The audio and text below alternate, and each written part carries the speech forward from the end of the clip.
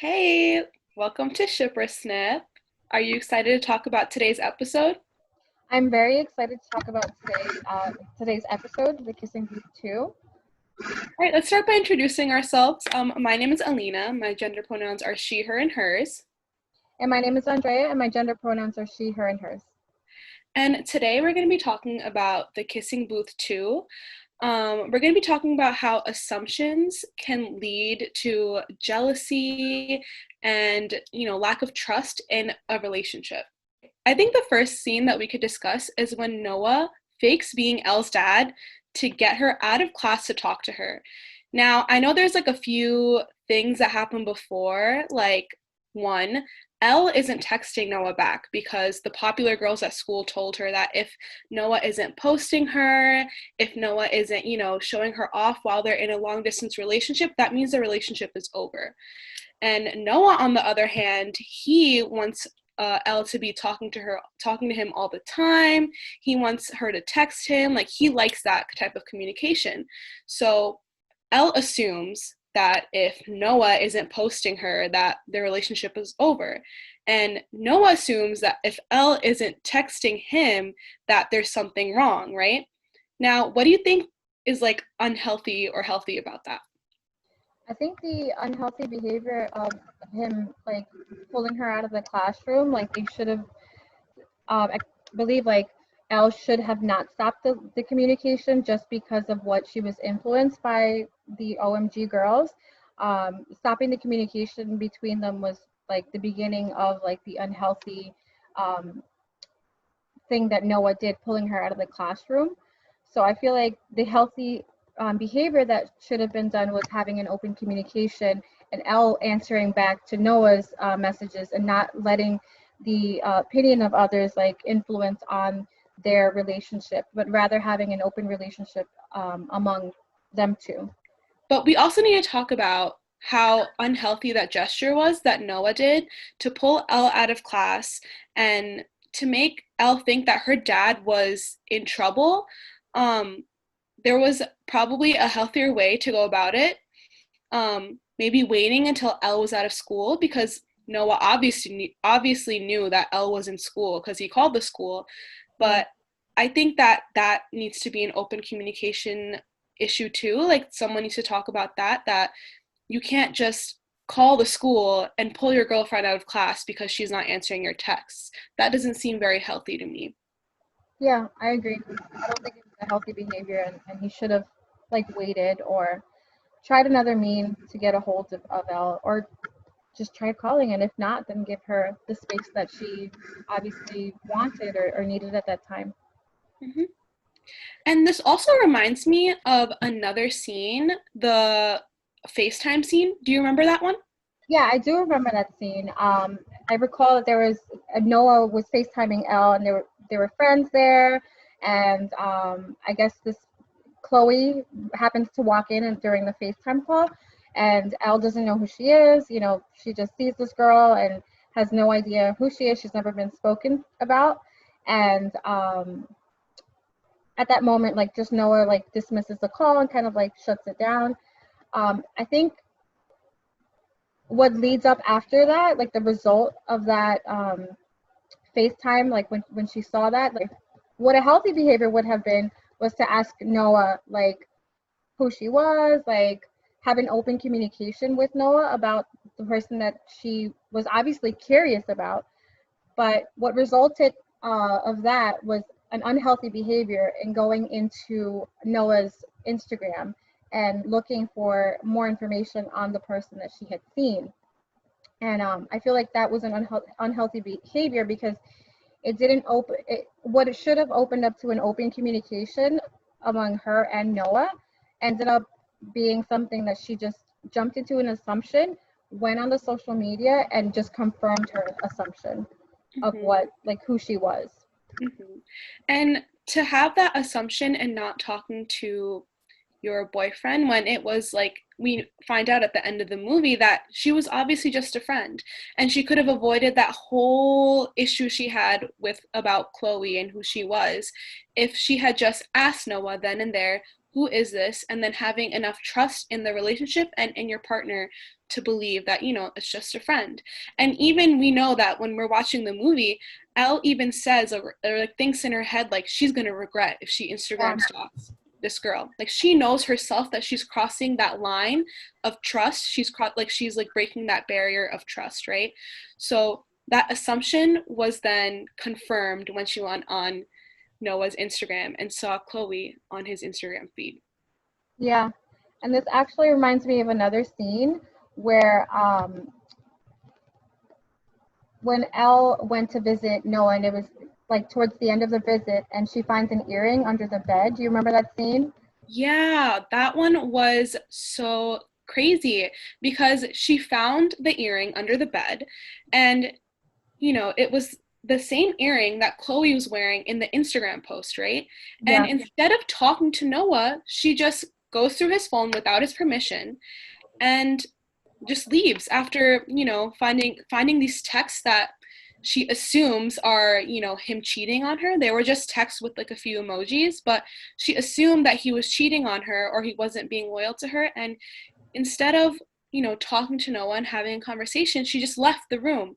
And even Noah was confused, like, what's going on? And when he went on his phone, he saw that message open and was like, oh.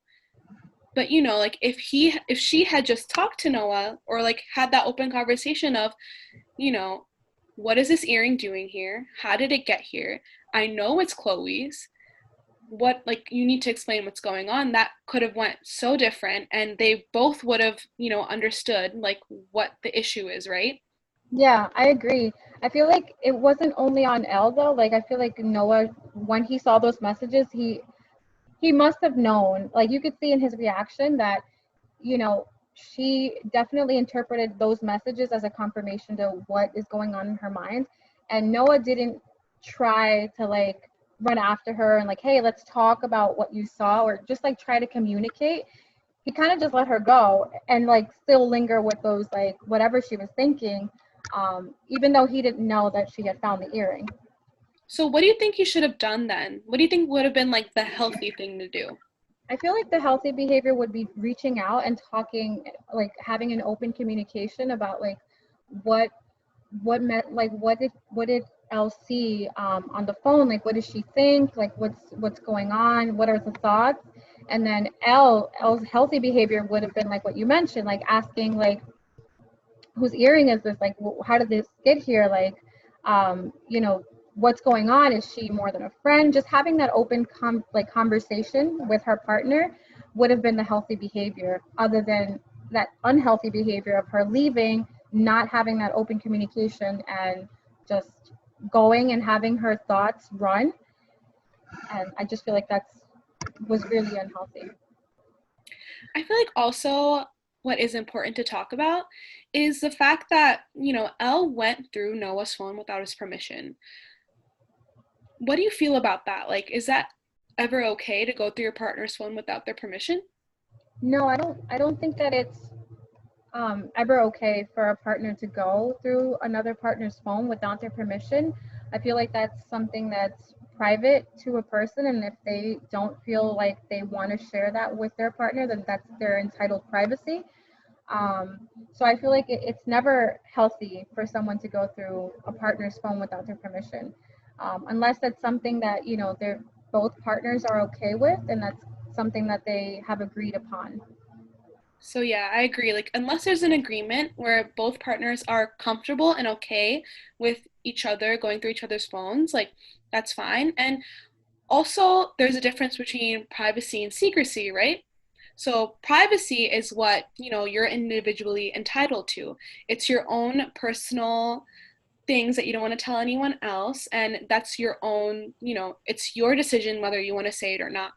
And secrecy is holding like information back from someone like on purpose that could hurt them, right? So privacy could be your passwords.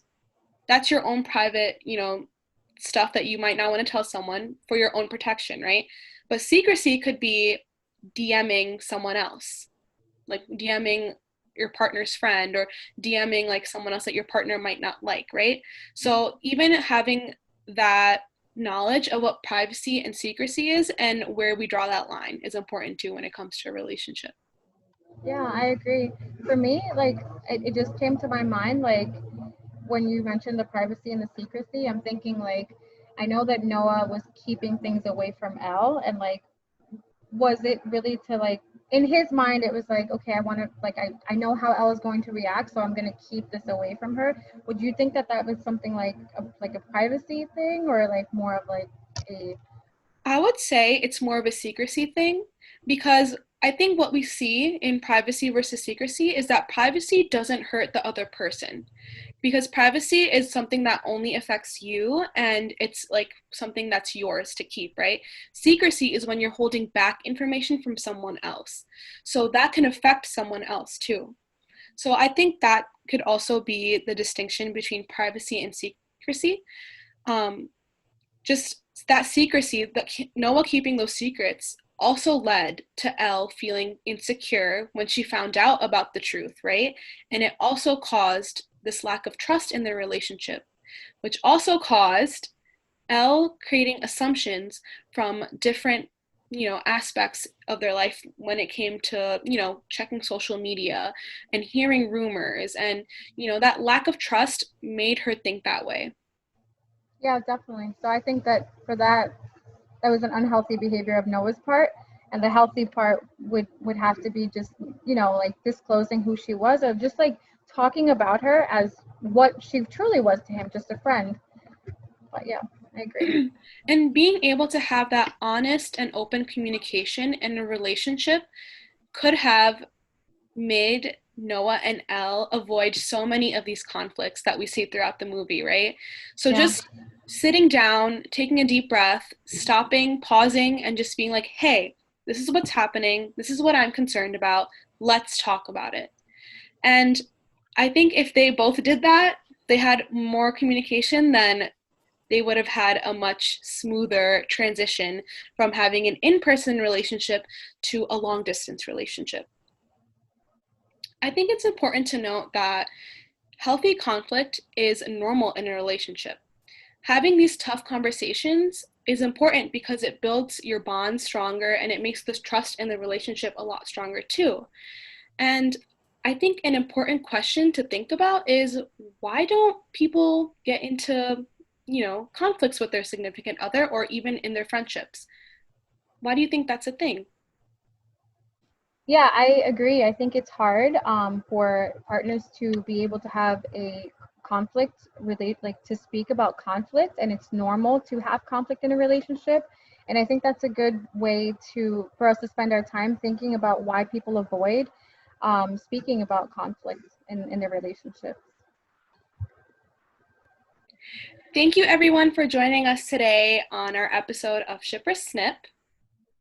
Join us next month for another episode. So make sure to check out our Facebook and our Instagram to see what our next episode will be on. We're excited to see you next month. Thank you everyone for tuning in. Good night. Good night.